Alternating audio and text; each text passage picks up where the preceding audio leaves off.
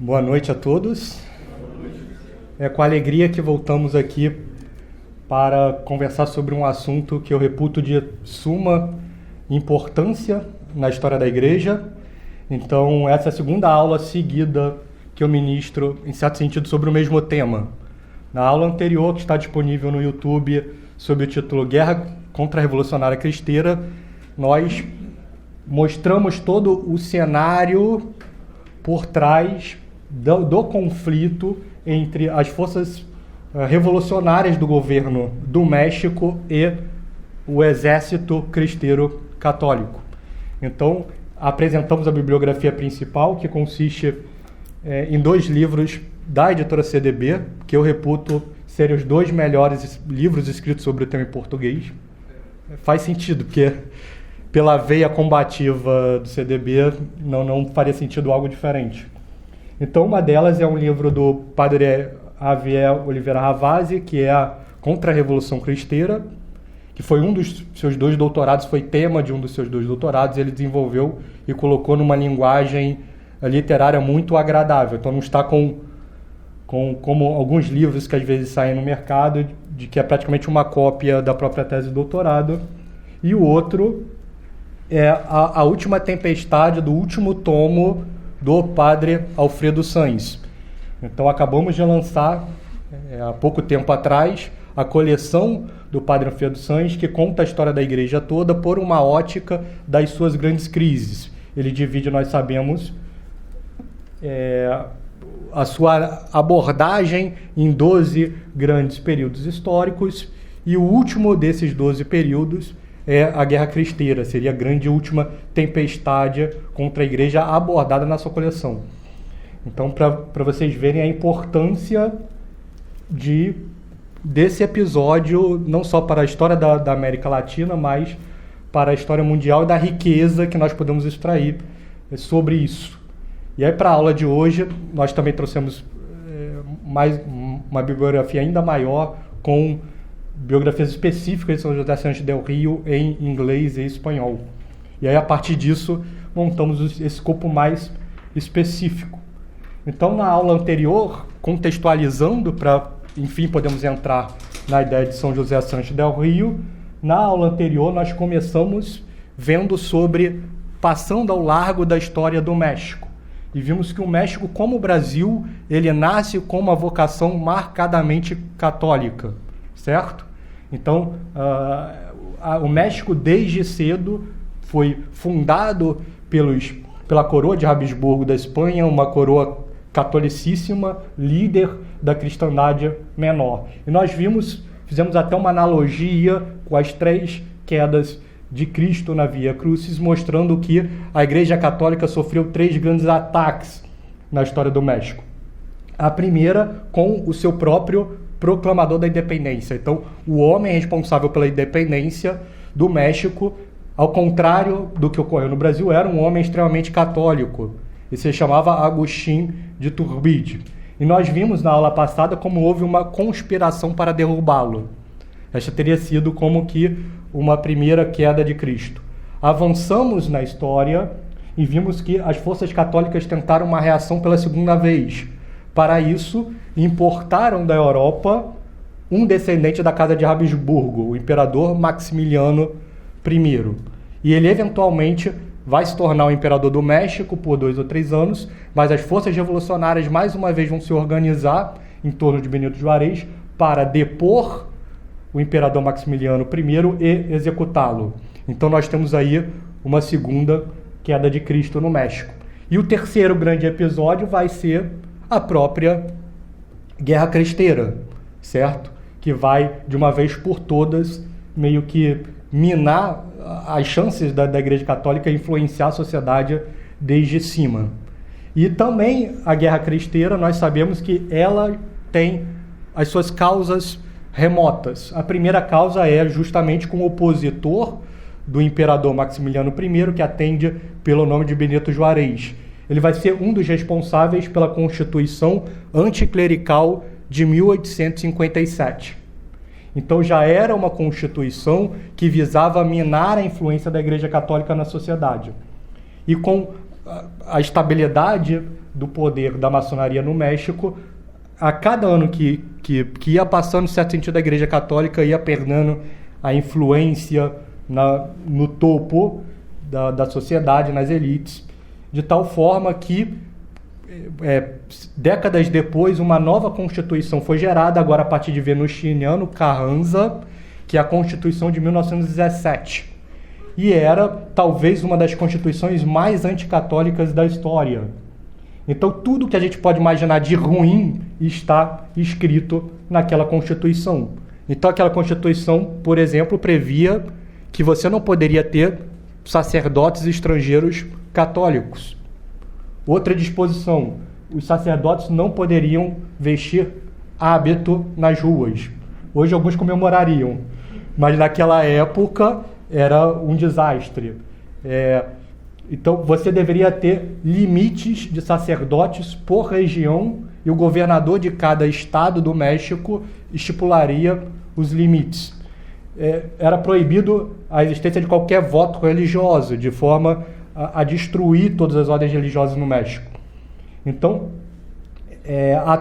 em todo a Constituição de 1917, você tinha uma série de deflagrações. A Igreja Católica, então, não teria nem uma Constituição reconhecida, certo? Então ela seria simplesmente uma serva do Estado controlada, reduzida às catacumbas. Só que, nos anos subsequentes, nós vemos que ninguém conseguiu aplicar esses dispositivos constitucionais para valer. Então esse foi a ideia, certo? Então, em todo ponto, a Igreja Católica era proibida. Por exemplo, também, ainda na Constituição, era proibido que os sacerdotes criticassem qualquer ação do governo. Havia uma proibição de liberdade de expressão para as igrejas. Então, a todo momento, uma perseguição prevista. E essa perseguição ela vai ser realizada, nós vimos, com a ascensão do maçom Plutarco Elias Calles ao poder.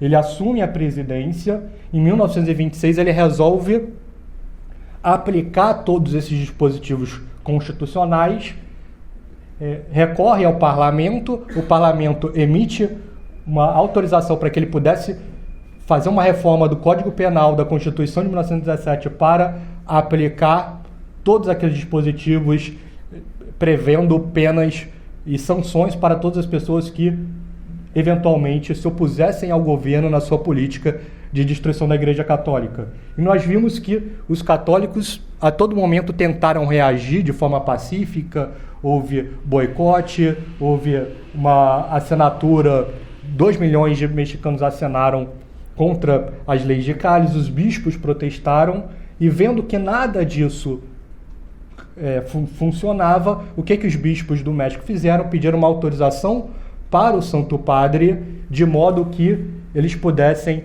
no primeiro dia da vigência de Calles, que todas as paróquias iam ser tomadas pelo governo e eles iam decidir quais iam continuar abertas e quais não, no dia da vigência que o culto fosse suspenso em todo o país.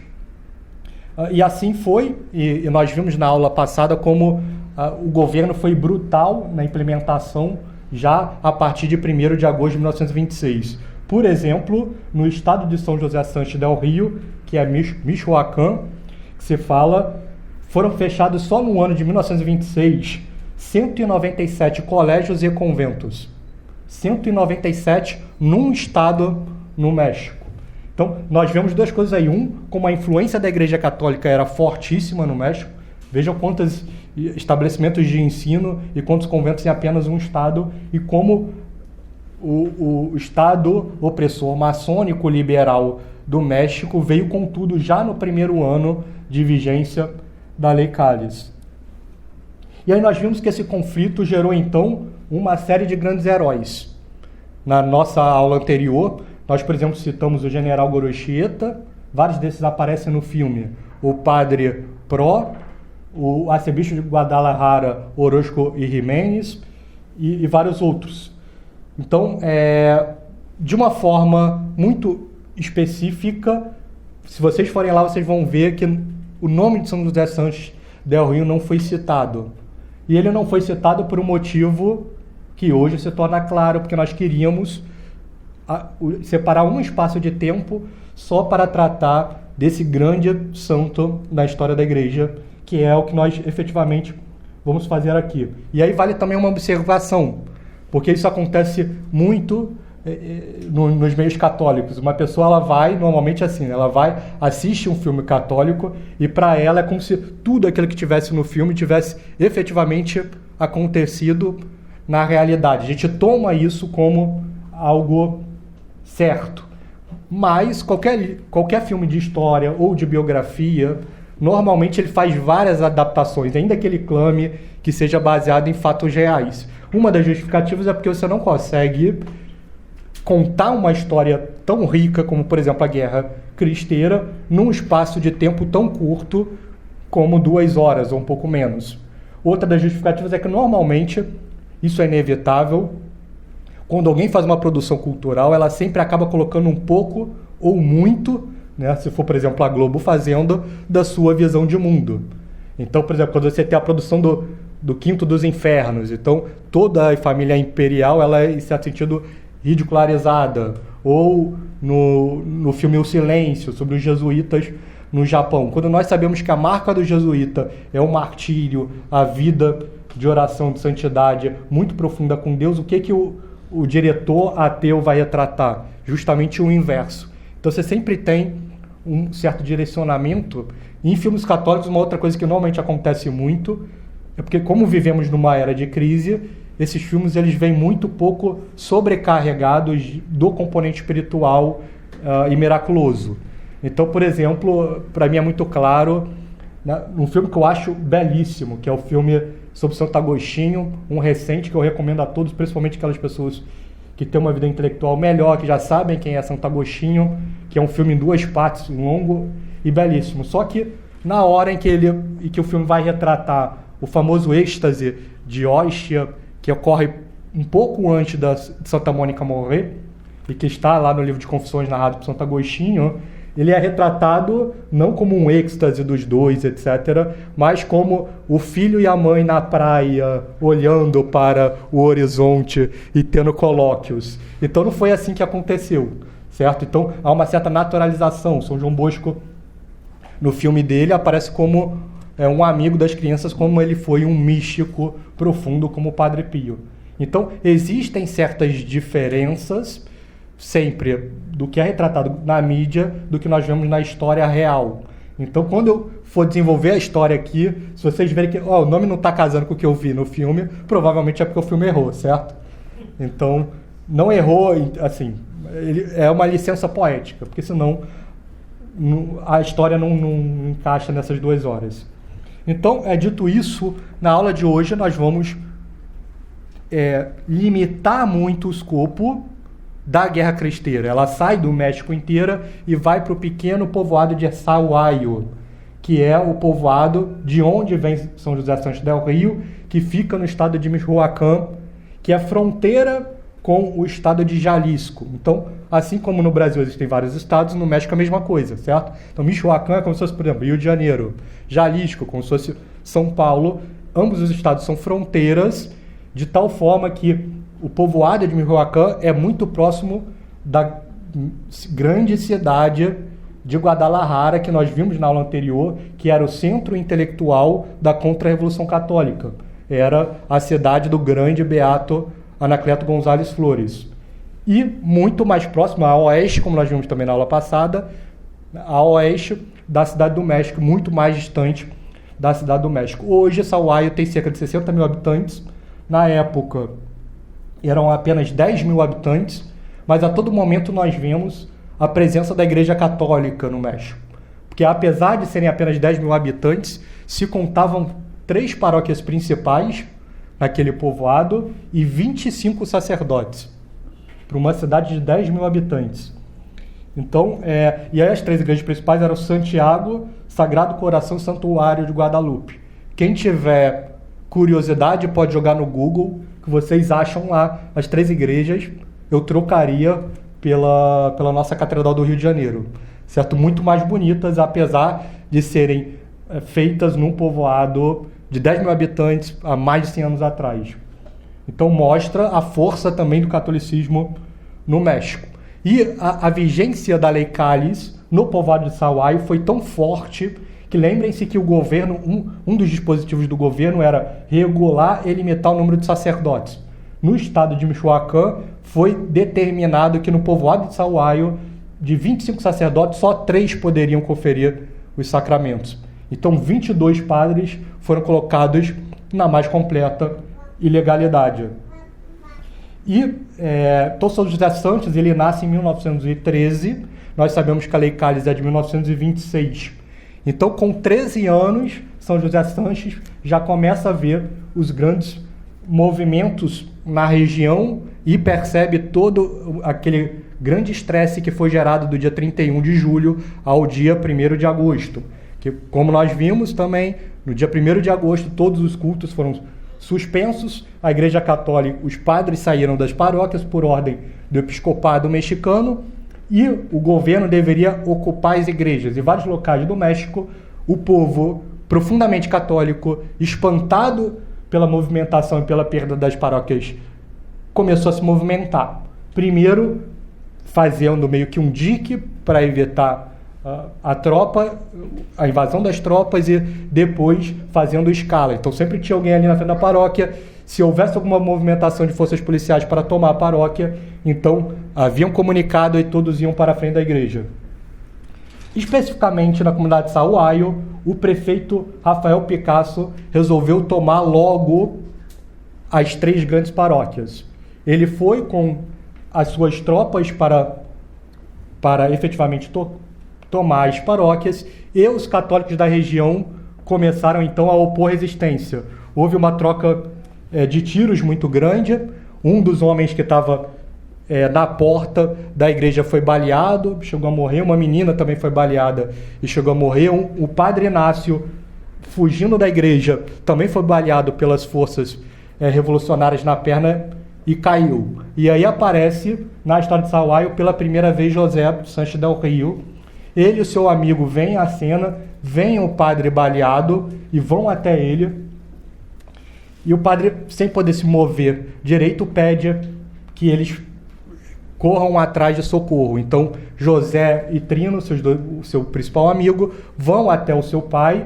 E José era filho de uma família numerosa, católica, e o seu pai e 2 dos seus irmãos vão, então, resgatar o padre Inácio. E aí tem um diálogo dentro da casa de José, em que José Sanches del Rio, um menino de 13 anos, pela primeira vez vê um ato dessa natureza violenta na sua vida, e ele pergunta para o padre por que as forças revolucionárias queriam tomar as igrejas. E aí o padre Inácio responde: o mais certo seria nós perguntarmos por que eles perseguiriam a Nosso Senhor. Eu acho que essa é a questão mais importante. E aí José arrisca uma resposta diante daquela cena muito impactante. Bem, porque Nosso Senhor queria mudar as coisas para melhor.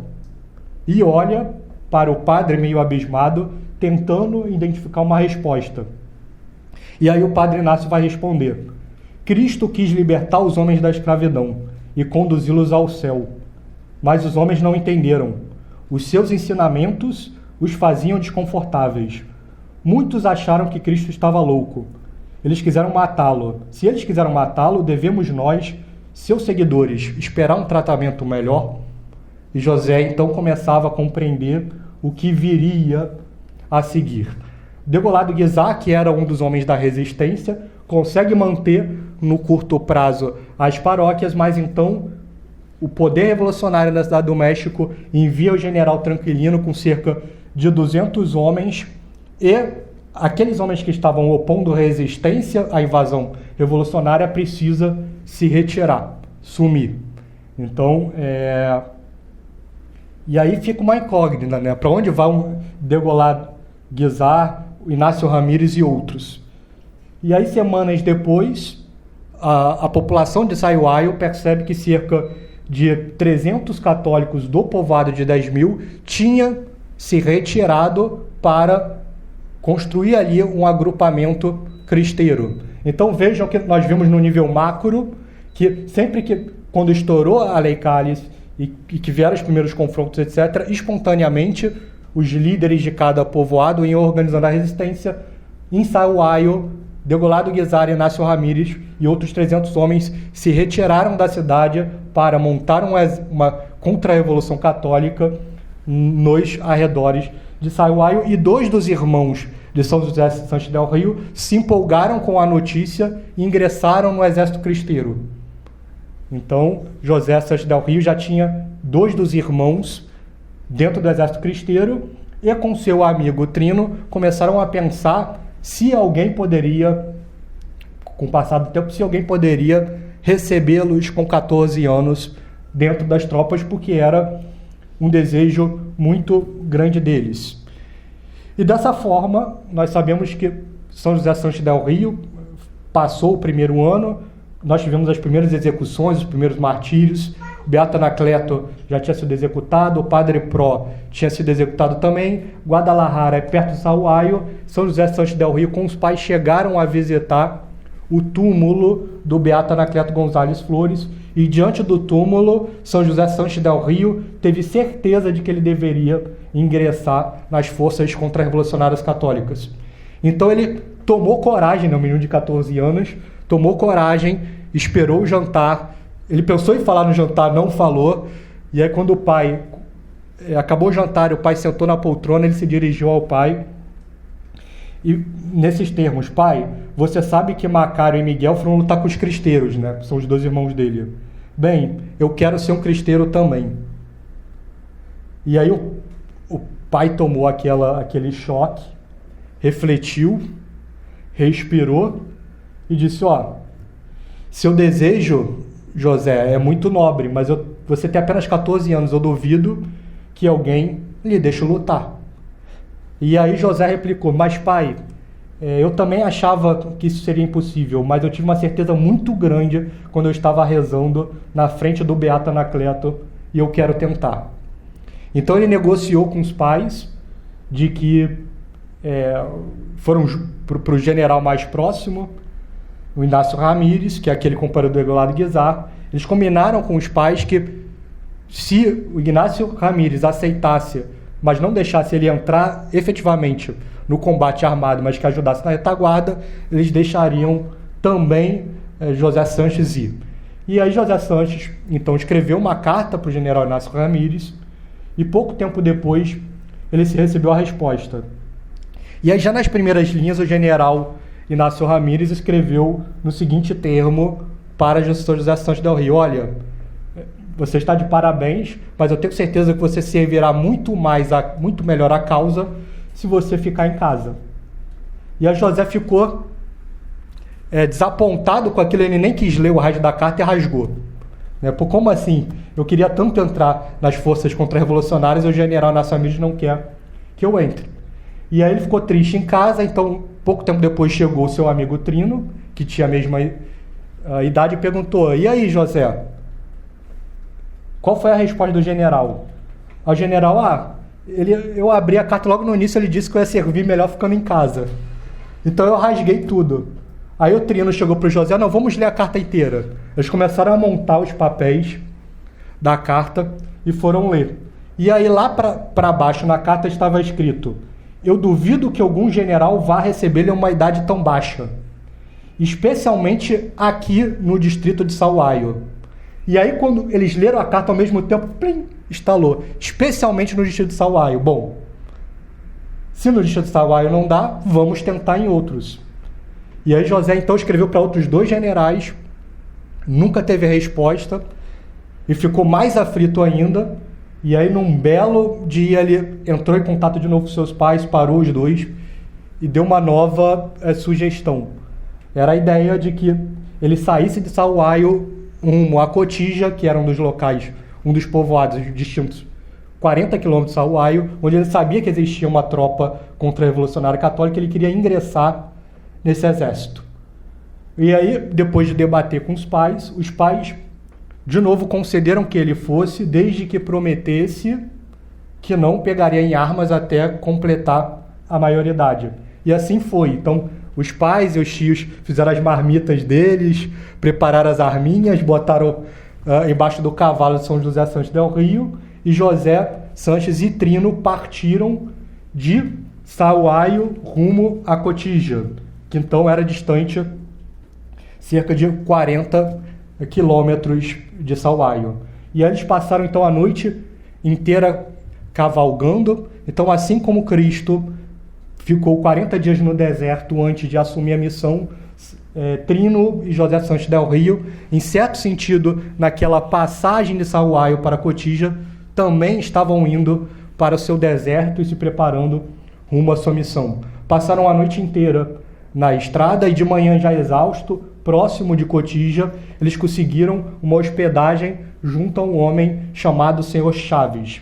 Então o homem e a sua esposa viram as duas crianças no cavalo, extremamente cansados pela noite cavalgando, deram café da manhã, deixaram eles dormirem, etc. E em determinado momento ali, José Sanches contou. Eles perguntaram: por que vocês estão indo de cavalo a uma Cotija? José: não, porque a gente quer ingressar nas tropas cristeiras. Eles: beleza.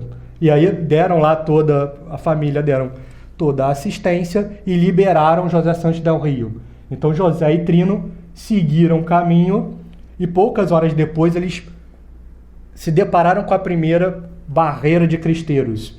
E aí 3 soldados cristeiros pararam o cavalo de José e de Trino e perguntaram: quem vive? E aí José respondeu: Cristo, o rei vive, viva Cristo Rei. E aí os soldados gostaram da recepção e aí perguntaram o que José estava fazendo ali. E aí José: não, que a gente veio aqui porque nós queremos entrar nas forças cristeiras, nós queremos combater por Cristo Rei, etc, etc. Eles não gostaram muito porque viram 2 crianças, mas resolveram liberar a passagem para uma segunda barreira mais adiante. Então eles se viram de novo, e já com soldados mais avançados, eles pararam numa segunda barreira, e aí na segunda barreira o soldado com muita má vontade: garotos, vocês sabem que nós temos um limite aqui de 17 anos, vocês têm 14 anos, vocês não podem passar. E aí José e Trino continuaram a perturbar: não, mas a gente nós queremos fazer parte das tropas cristeiras, por favor, a gente precisa muito, etc, etc. E aí lá atrás, uma terceira barreira viu os 2 meninos e chamaram. E aí José, então, Trino mais uma vez: não, a gente quer, etc, etc. E a terceira barreira disse: não tem como, desprezou os meninos. Vocês têm 14 anos, vocês são muito jovens, o general está muito ocupado, ele não tem o que fazer. Ele está muito ocupado para receber vocês agora, vocês podem voltar. E aí José e Trino se arriaram no cavalo assim: bom, tentamos o máximo. E aí o soldado perguntou: mas e aí, como é que vocês vieram para cá, tal? E ele começou a contar: mas a gente veio então, pegamos a autorização dos nossos pais, os meus irmãos já estão nos cristeiros, etc. A gente queria muito também participar, a gente promete que não vai pegar em armas, a gente vai ajudar só com as águas, em fazer comida, com a parte de suprimento, etc, etc. E aí no meio da trajetória a gente encontrou o Senhor Chaves.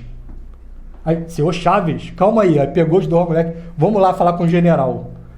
E aí levaram os 2 garotos efetivamente para o general, e na tenda principal da região tinham 2 generais, o general Mendonça e o general Morfim. E o general Mendonça explicou: olha, eu não sei como o senhor Chaves liberou vocês. Ele é um infiltrado das tropas federais. E aí o general Morfim: bom, eu imagino que eles devem ter visto os 2 meninos de 14 anos e tiveram compaixão. Bom, esses aqui não vão fazer nada. E aí liberaram. Né? Então ajudaram as crianças, achando que elas não iam nem conseguir um intento de entrar nas forças contra-revolucionárias católicas, e liberaram efetivamente os 2 garotos. E aí também os 2 generais inquiriram.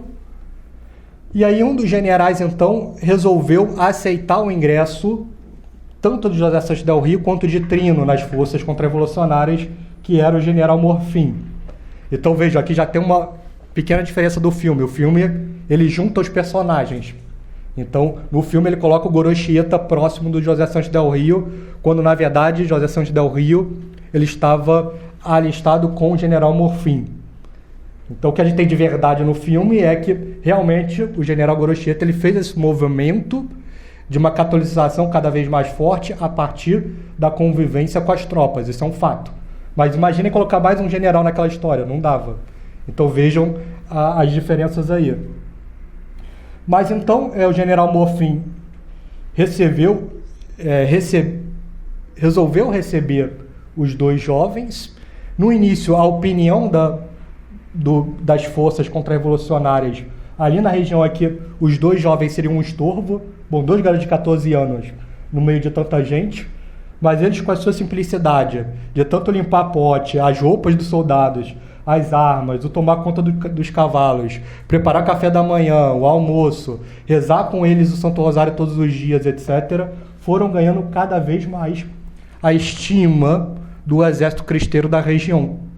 Então, de tal forma que o general Morfim, e aí no filme representado pelo Gorocheta, resolveu trazer realmente José Santos del Rio para próximo dele. Então José Santos del Rio virou o chamado corneteiro e porta-bandeira das forças católicas, certo? Então, porta-bandeira e a função do corneteiro é para dar sinais específicos de ataque e retirada de acordo com as movimentações das forças. Então, graças também ao movimento de José Santos del Rio de Trino, a história vai testemunhar o ingresso de um terceiro jovem dentro do agrupamento do general Morfim, que atende pelo menino, o nome do menino é Lourenço. Então, no agrupamento ali nós tínhamos 3 jovens, José Santos del Rio, Trino e Lourenço. E o próprio filme, ele registra o primeiro ataque, em certo sentido, já também com alguma união ali de narrativas, mas o primeiro ataque das forças católicas às forças revolucionárias daquele agrupamento no qual José Santos del Rio esteve envolvido como porta-estandarte e corneteiro, e também o discurso. Então, aquele discurso do general Gorocheta, na verdade, foi um discurso do general Morfim, e que é muito bonito. Então, ele pede para que as tropas se aliem e faz um discurso para as tropas antes de efetivamente dar o primeiro ataque. E aí ele vai dizer: nossos informantes nos disseram que um grupo de federais está vindo de Quitupã para o sul de Cotígia. Eles se aproximarão dos montes em breve e podemos pegá-los de surpresa, infligindo danos pesados e obrigando-os a repensar a ofensiva. Tenho a esperança de conseguir sair sem mortes do nosso lado. E vejam que é muito bonito a visão que eles tinham do porquê eles estavam lutando. Vai continuar o general. E eu quero ter certeza que os meus homens sabem por que nós lutamos. Não somos desordeiros que queremos causar problemas.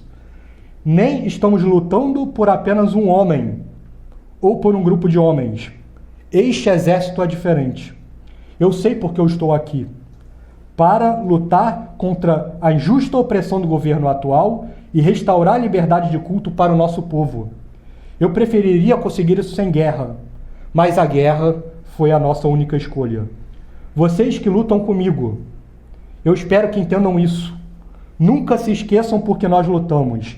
Seja o que acontecer hoje ou qualquer outro dia, nós não pararemos até que eles devolvam as nossas igrejas, ou nós iremos morrer lutando. Vamos! Viva Cristo Rei! E o exército respondeu: viva Cristo Rei, viva a Virgem de Guadalupe, levantando as suas armas, e foram para o combate. Então, nesse combate específico, houve uma troca de tiros intensas, mas que não houve casualidades. Outros combates, José Santos del Rio efetivamente vai participar, e aí sim com mortes, mas o cerco ali para a região de Cotígia vai se apertar um pouco. E em um determinado momento, por exemplo, eles estão acampados, as forças revolucionárias vão até o acampamento, eles são obrigados a dispersar, e no segundo momento, então, a gente vai ter a questão relacionada ao embate crucial para São José. Então o general Morfim, ele resolve se destacar do acampamento com alguns cristeiros e José para ver a posição das linhas de transmissões e tentar um corte das linhas de transmissões telefônicas. Só que quando eles estão fazendo esse movimento, eles são surpreendidos pelas tropas do governo, começa um tiroteio intenso, o cavalo do general Morfim é atingido e o general Morfim cai no chão, junto com o cavalo. Quando isso acontece, todas as pessoas que estavam com ele se desesperam e saem em retirada. E aí José está do lado do general, ele sai do cavalo, entrega para o general e diz: general, vá embora. Você é muito mais importante do que eu. General: não, José, o que você está fazendo? Fuja. Ele: não, general, vá. E aí ele dá o cavalo para o general Morfim. O general Morfim agradece e sai em disparada. Então José tem algumas balas ali e ele começa a atirar em direção às tropas revolucionárias até que os tiros acabam e as pessoas começam a ir embora. E aí a gente entra, em certo sentido, na Via Crucis de São José Santos del Rio. E aí, para essa palestra, eu queria fazer uma pequena ponte com os mistérios dolorosos de Nosso Senhor. Então, o primeiro mistério doloroso, como nós rezamos toda terça-feira aqui antes das aulas, nós temos a agonia de Nosso Senhor. E ela é muito bem retratada no capítulo 22 de Lucas, nesses termos: conforme o seu costume, Jesus saiu dali e dirigiu-se para o Monte das Oliveiras, seguido dos seus discípulos. Ao chegar àquele lugar, disse-lhes: orai para que não caiais em tentação. Depois se afastou deles à distância de um tiro de pedra e, ajoelhando-se, orava: Pai, se é de teu agrado, afasta de mim este cálice. Não se faça, todavia, a minha vontade, mas sim a tua. Apareceu-lhe então um anjo do céu para confortá-lo. Ele entrou em agonia e orava ainda mais com instância, e seu suor tornou-se como gotas de sangue a escorrer pela terra. Depois de ter rezado, levantou-se, foi ter com os discípulos e achou-os adormecidos de tristeza e disse-lhes: por que dormis? Então, nós vemos aqui Cristo em agonia no Campo das Oliveiras, próximo a ser preso. Enquanto isso, os apóstolos dormiam. De forma paralela, 1900 e poucos anos depois, José estava sozinho, em agonia, no campo arenoso de Sauaio, e como com Cristo, os apóstolos dormiam com Anchieta, olha, com São José Santos del Rio, os seus companheiros fugiam. Então, nós temos aqui um momento que eu imagino que para José Santos del Rio o tempo parou, certo? Então, sem os amigos, sem os companheiros, aquele menino de 14 anos, prestes a ser preso pelas forças revolucionárias.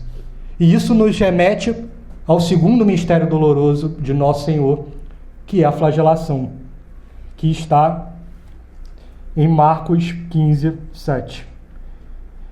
Em que há, então, a grande questão de que Pilatos coloca Barrabás ou Cristo, o povo opta por Barrabás, e depois de Pilatos soltar Barrabás, diz, então, na passagem das Escrituras, que Cristo foi entregue para ser açoitado.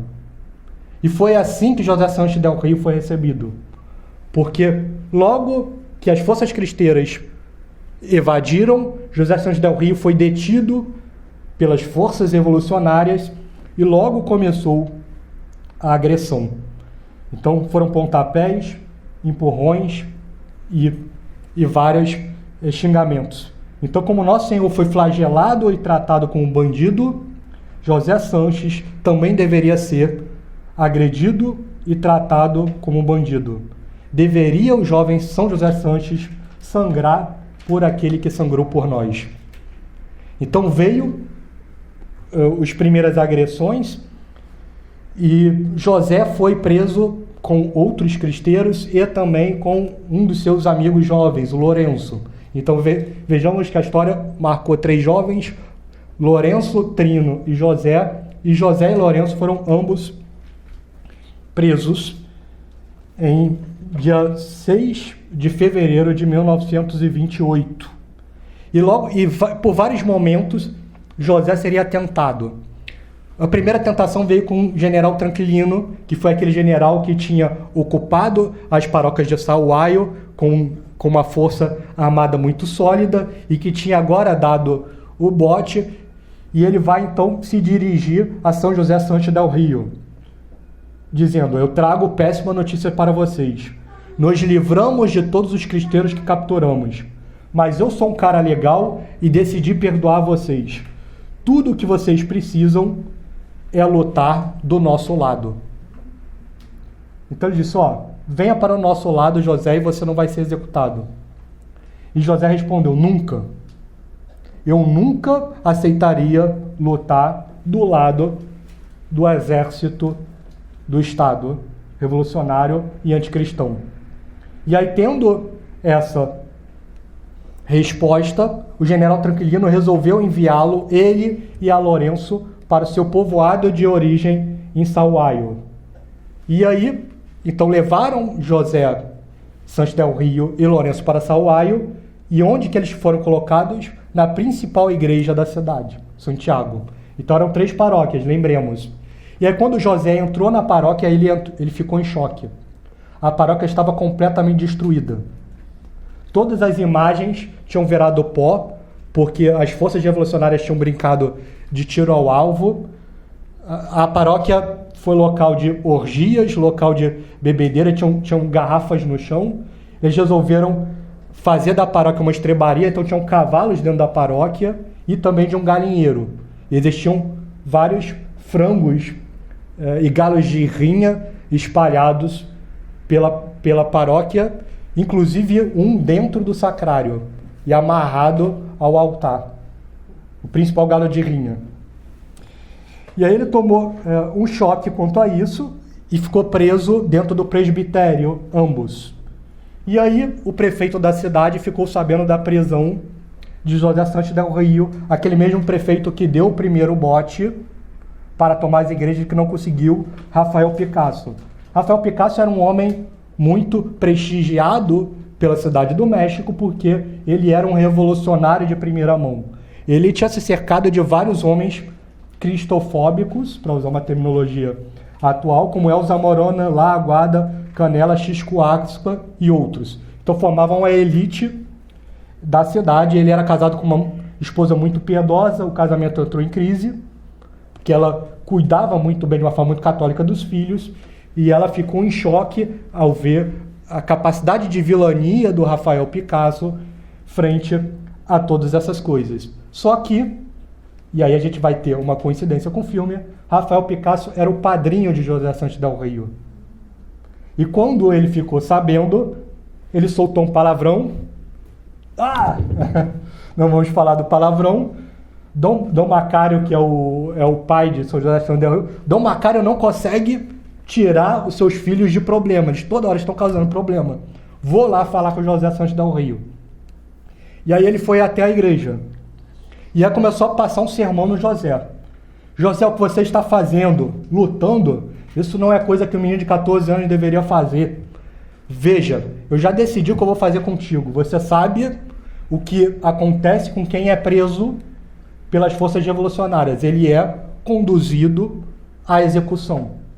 Mas como eu sou bonzinho, eu já armei tudo, eu vou colocar você num trem, você vai até o Texas, quando as coisas se acalmarem, então eu deixo você retornar. E aí José disse: bom, se você me soltar, eu vou voltar para o agrupamento cristeiro. E aí ele tomou um susto. Como assim? Eu estou te dando liberdade, você quer voltar para o agrupamento cristeiro? Ele já ficou um pouco aborrecido, porque ele era um revolucionário de primeira mão. Ele vai dizer: bom, se o seu desejo é entrar em guerras, eu vou te enviar para a principal academia militar do México, de modo que você possa se tornar um soldado verdadeiro, porque esses que estão aí são bandidos.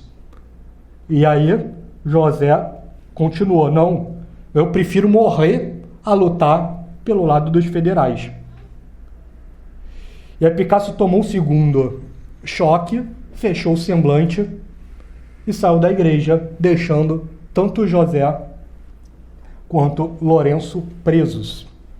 E aí eles passaram então à noite do dia 7 para o dia 8, presos dentro do batistério. E José, então, sozinho ali com Trina, ele ficou muito frustrado em ver a sua amada paróquia destruída da forma como estava. É pouco parecendo uma paróquia de verdade. Então, incorporando o Salmo 68, que diz: é que o zelo de vossa casa me consumiu, e os insultos dos que vos ultrajam caíram sobre mim, José Santos del Rio resolveu fazer algo.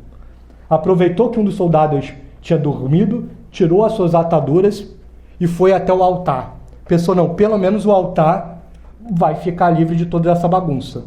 E ele pegou os frangos, os galos de rinha, tinha uns galos de rinha valiosíssimos ali, começou a expulsar do altar, das cercanias, tirou a sua camisa e começou a limpar o altar de forma que a parte do altar ficasse limpa. Só que aí ele pensou, bom, mas se eu limpar o altar dos frangos, dos galos de rinha, eles vão botar no outro dia os galos de rinha de novo. Então, para desespero dos ambientalistas, José foi em 3 dos principais galos de rinha e torceu o pescoço de cada um deles. E aí, com o altar devidamente limpo, ele voltou para o batistério. E aí, no outro dia, foram avisar Rafael Picasso do que tinha acontecido. Só que os galos de rinha eram do seu padrinho. E aí ele voltou para onde estava José Santos del Rio, furioso. Moleque, você não sabe o que você fez. Você sabe quanto custa um galo de rinha desse? E aí José respondeu, bom, a única coisa que eu sei é que a casa de Deus é um lugar para oração. E aí, furioso, Rafael Picasso, mais uma vez, deu um tapa, mais uma vez José Santos del Rio sangrou no canto da boca e saiu furioso. A partir de hoje, você não é mais meu sobrinho. Eu não quero saber de você. E saiu em disparada. E aí, a primeira das suas ordens foi levar os 2 jovens presos, Lourenço e José, para a praça pública da cidade. Pegaram Lourenço, colocaram uma corda no pescoço do Lourenço, levaram para uma árvore, o garoto começou a espernear. José Santos del Rio ficou chocado, suspenderam o garoto numa árvore e começaram a enforcar o Lourenço até que ele apagasse. E aí José, muito chocado, pensou, bom, agora é a minha vez. E aí pegaram José e levaram, chocado ao presenciar a morte de Lourenço, um garoto de 13 anos, enforcado, de 14 anos, pelo Estado mexicano. José foi levado de volta para o presbitério e o corpo do menino foi enviado, então, para o cemitério da cidade. O coveiro pegou o corpo, colocou para enterrar. Quando as forças revolucionárias saíram, ele colocou a mão no pulso e o garoto estava com sinais vitais. E ele correu para dentro, pegou um balde d'água, jogou na cabeça do moleque, perdão pela palavra, mas o garoto acordou, despertou. Então, os soldados tinham dado Lourenço como morto, porque ele tinha sido enforcado e parou, né? E aí o coveiro, bom, ainda bem que esses caras não sabem ver pulso direito. Reanimou o menino e disse, olha, a partir de hoje, você parece ter ressuscitado, então você não vai mais chamar Lourenço, você vai chamar Lázaro. Em homenagem ao homem que Cristo ressuscitou. Então Lourenço, vulgo Lázaro, voltou para o exército cristeiro da região para continuar o combate por Cristo. E José Santos del Rio ficou preso sozinho. E aí, então, o martírio de José era iminente. O pai de José estava radicado então em Guadalajara, soube da prisão de José Santos del Rio, veio correndo até Sahuayo conversar com Rafael Picasso e tentar demovê-lo da situação. Rafael, nós somos amigos desde criança, o menino não sabe o que faz, e o Picasso é irredutível, não? Eu achava que ele não sabia o que fazia até eu conversar com ele. Hoje eu tenho certeza do que ele faz. E aí Dom Macário tentando de todas as formas demovê-lo, e aí o Rafael para o Dom Macário, façamos o seguinte, levante tal quantia em dinheiro em ouro. Se você conseguir isso em 24 horas, eu prometo libertá-lo. Dom Macário voltou, fez de tudo, vendeu propriedade, etc., em tempo recorde e conseguiu trazer o dinheiro. Rafael Picasso agradeceu pelo dinheiro, mas não liberou o menino, porque tinha outros planos para ele. Bem maçom isso, né? Uma forma bem maçônica de agir. Então, quais eram os planos de Picasso? Ele tinha estipulado a morte de São José Santos del Rio para o dia seguinte. Então, ele entregou José Santos del Rio para um de seus principais capangas, a El Aguada, e eles o levaram para uma pensão antiga chamada El Maison. E no El Maison, eventualmente, Picasso foi lá encontrar José Santos del Rio mais uma vez, e dessa vez ele leu a sentença de morte para José Santos del Rio e deixou José emitir o último desejo, que foi escrever uma carta para sua tia. Então, no ato da prisão, ele tinha escrito uma carta para sua mãe e agora escrevia uma carta para a tia, agradecendo todo o suporte que ela tinha dado e terminando com as seguintes palavras: Cristo vive, Cristo reina, Cristo impera. Viva Cristo Rei e Santa Maria de Guadalupe. José Santos del Rio, morto em defesa da fé. Um pouco mais tarde, às 8 horas, a sua tia chega no local para dar um jantar. No meio do jantar, ela esconde uma hóstia. Então, às 8 horas da noite, José Santos del Rio tem a oportunidade de fazer uma última comunhão. Então, ele é entregue para La Aguada. E aí, La Aguada, no subterrâneo, então, da pensão, já chega com um facão gigantesco de forma a intimidar José Santos del Rio. E ele vai dizer: olha só, garoto, é melhor você responder direitinho a pergunta que eu vou fazer, porque a minha lâmina não está muito interessada em você. Diga vida longa ao presidente Calles e nós o deixaremos ir. E aí José Santos del Rio, mais uma vez, responde: viva Cristo Rei. E aí nós entramos no terceiro mistério doloroso, a coroação de espinhos, que está em Marcos 15, 16, 19.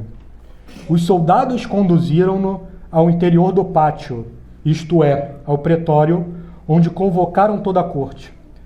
Vestiram Jesus de púrpura, teceram uma coroa de espinhos e a colocaram na sua cabeça. E começaram a saudá-lo: salve o Rei dos Judeus.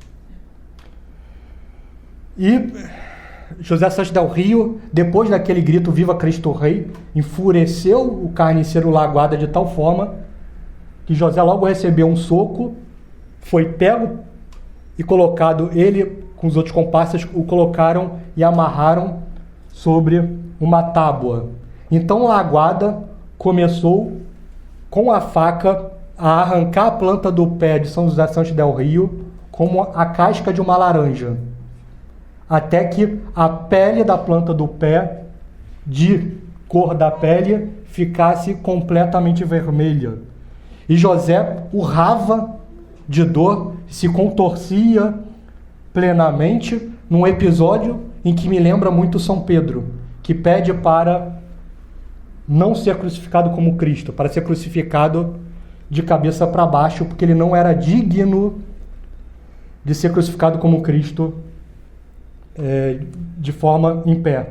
Então, tal como o apóstolo Pedro, convinha que a coroação de José Santos del Rio não fosse pela cabeça, mas pelos pés. E os pés de São José Santos del Rio ficaram marcados de uma forma como a cabeça de Nosso Senhor. E José sofreu, gritou, urrou o quanto pôde.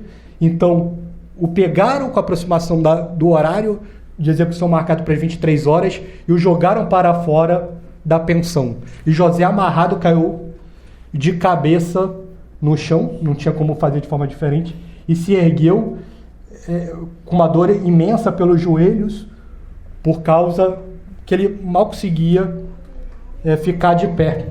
E isso me remete ao quarto mistério doloroso. Agora, Jesus carrega a cruz até o Calvário. E Pilatos pronunciou, nos tempos messiânicos, então a sentença que lhe satisfazia o desejo. Soltou-lhes aqueles que eles reclamavam e que havia sido lançado ao cárcere por causa do homicídio e da revolta, e entregou Jesus à vontade deles. Enquanto o conduziam, detiveram certo Simão de Cirene, que voltava do campo, e puseram-lhe a cruz para que a carregasse atrás de Jesus. Então, havia cruzes, mostra que Cristo, pela tradição, nós sabemos que Cristo caiu 3 vezes. Por quê? Por um lado, das dores que ele sofreu com a flagelação e a coroação, e por outro, com o peso da cruz. Por isso que Simão de Cirene foi chamado a ajudá-lo, que também os escritos apostólicos vão indicar que Simão de Cirene se converteu e chegou a virar um dos bispos da primeira geração. E como Cristo caiu várias vezes no seu caminho até o Calvário, da mesma forma José precisou sofrer. Então as dores na planta do pé de José eram tão grandes, e o local da tortura até o cemitério onde ele deveria caminhar eram 10 quadras. Essas 10 quadras foram extremamente penosas para José, que imaginem, a cada passo, com o pé em carne viva, José se arrastava e caía, e arrastava-se e caía. Então, como Cristo foi conduzido até o Gólgota, também José Santos del Rio deveria ser carregado até o seu local de execução. E no trajeto até a sua morte, os capangas ficavam debochando de José Santos del Rio por um lado, e por outro, José, no pouco de forças que tinha, gritava: "Viva Cristo Rei!".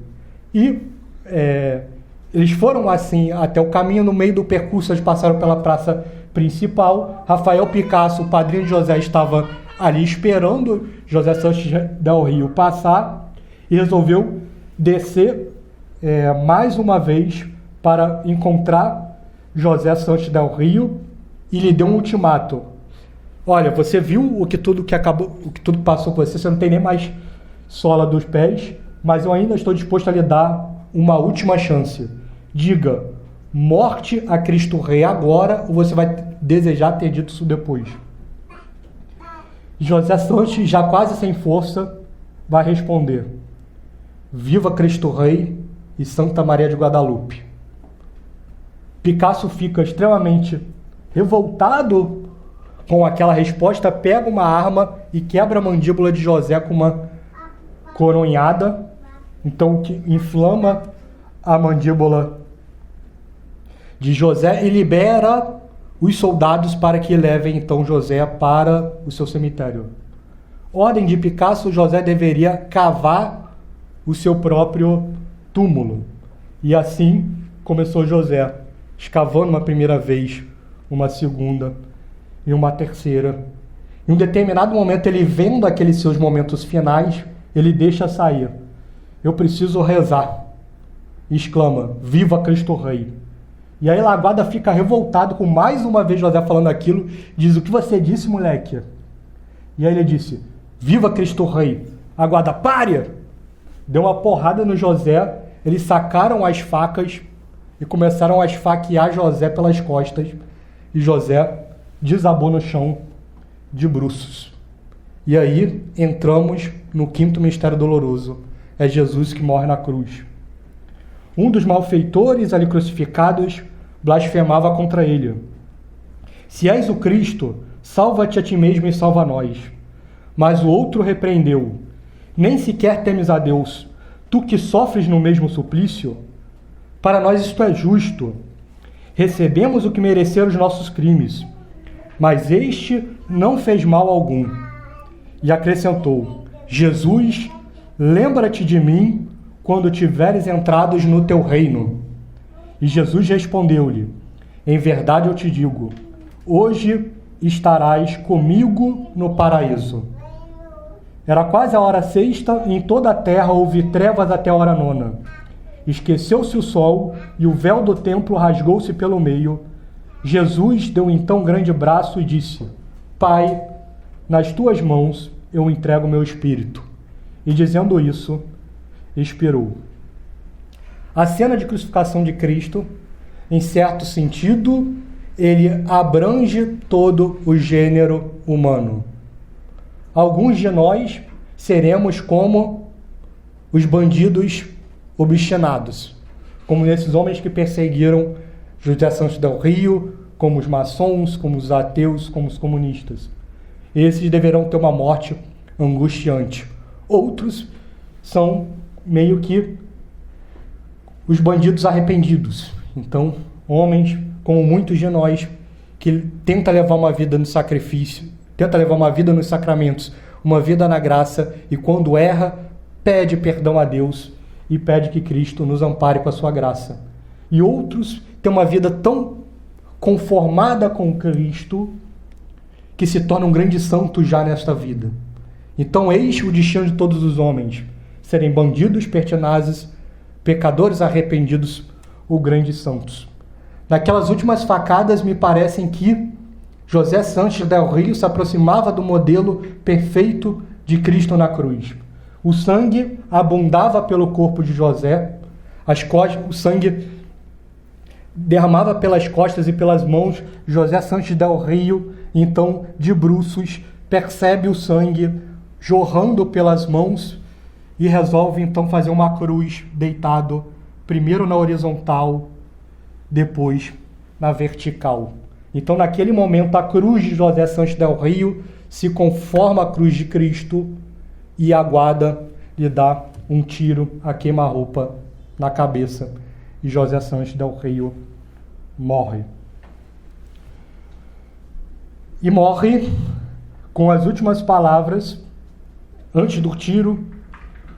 A guarda ainda resolve usar da sua última ironia e pergunta: o que você quer que nós digamos aos seus pais? E ele vai dizer que nós viveremos no céu, viva Cristo Rei e Santa Maria de Guadalupe. E assim termina a vida de São José Santos del Rio. O resto da história nós sabemos, a guerra vai continuar sangrenta por mais 1 ano e 3 meses. As forças católicas seriam desmobilizadas no seu auge através dos malfadados acordos.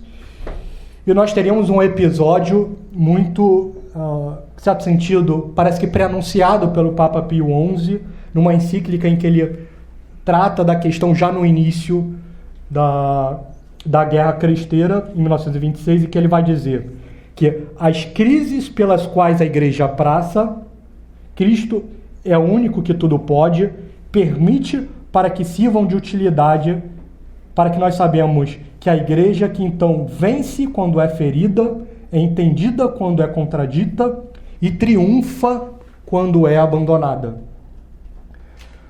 O padrinho Picasso teria uma vida muito influente politicamente, mas não por muito tempo. Em 1931, ele pegaria um trem rumo à cidade do México e seria surpreendido por um dos seus rivais. Ele veria Rafael Picasso num vagão e dá tiros a queima-roupa na barriga de Picasso. Picasso cai no chão, estremecendo, e chega para o lado, para o seu amigo. Rápido, rápido, eu quero um padre, Henrique. Me arrume um padre. E aí o seu amigo do lado, espantado, como assim? Um amigo dos maçons que tanto perseguiu os católicos, ele quer um padre agora que ele recebeu um tiro? E onde que eu vou encontrar um padre agora? E aí um homem no mesmo vagão diz: eu sou um padre. Ele estava em roupas assim, porque nós sabemos que os padres não podiam usar a batina naquele México revolucionário. E ele então confessa Rafael Picasso e lhe dá a extrema unção. Porque o Rafael Picasso efetivamente pede pela confissão da extrema unção. Podemos imaginar que, em certo sentido, José Santos del Rio deve ter intercedido pelo seu algoz do céu, como bem disse o mesmo Papa Pio XI na mesma encíclica em 1926, em que ele imaginava que todos os mártires que estavam nascendo no México, no céu, estariam desejando apenas uma coisa para os seus algozes: que se convertessem a tempo e que fossem para o céu. E o povoado de Sahuaio vai dizer que nos anos posteriores, todos os principais capangas de Picasso se arrependeram. La Aguada, por exemplo, era visto desolado no último banco da igreja, contemplando as imagens que um dia os seus amigos eventualmente destruíram. E a todo dia ele era visto na igreja. Também Zamorano, um homem que virou uma pessoa de missa diária. Então, aquela tragédia, parte daqueles homens que mais perseguiram os cristãos em Sahuaio, anos depois se converteram para a verdadeira religião, a despeito de todas as maldades que fizeram. Observação feita a Santo Afonso, que diz que grande parte das pessoas que se arrependem no leito de morte, elas não são salvas, porque elas se arrependem mais por medo da morte do que efetivamente por amor a Deus. Mas também podemos imaginar que São José Santos del Rio tenha alcançado as graças necessárias para o seu padrinho e algoz. E efetivamente, então, José Santos del Rio seria beatificado em 2005, e uma causa muito distinta seria utilizada para o seu processo de canonização. Ela foi de uma bebê chamada Ximena, que teve uma série de complicações já na nascença. Ela teve pneumonia, tuberculose e seguida de um derrame que fez com que ela tivesse 90% do cérebro comprometido e entrasse em estado de coma. Os médicos então disseram que seria impossível que a menina sobrevivesse, a probabilidade era baixíssima, e se ela sobrevivesse, ela teria sequelas gravíssimas para toda a sua vida. Porém, a mãe de Ximena era natural de Sahuaio e resolveram colocar a recuperação da menina nas intenções de São José Santos del Rio.